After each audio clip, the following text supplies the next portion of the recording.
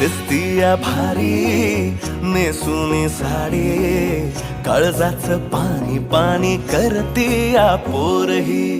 आता क्यूट वाली गावरान बोली, खट्याळ थोडी माझ्या काळजाची चोरही.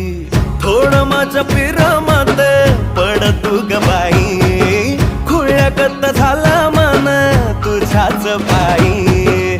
आता मला लागली या लग्नाची घाई, भाई आता बोलू नको अग माझी राणी.